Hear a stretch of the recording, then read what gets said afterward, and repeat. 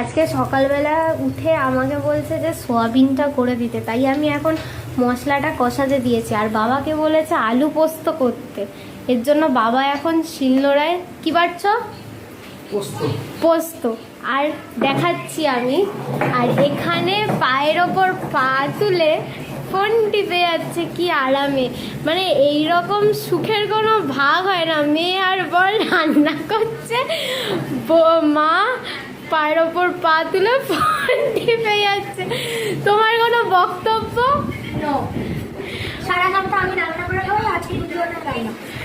মানে এখানে আমার বাবা শিলনোড়ায় পোস্ত বাটছে আর ওখানে বসে বসে ফোন টিপছে। মানে বলতেও পারতো যে আমি পোস্তটা বেটে দিচ্ছি, তা না, আমি শুয়েছিলাম, আমাকে তুলে বললো তুই সোয়াবিন কর। মানে আপনারাই বলুন কিরকম। কি সুন্দর এখানে পোস্তটা বেটে ফেললো, আর আমার মায়ের এখনো ফোন দেখাই হলো না।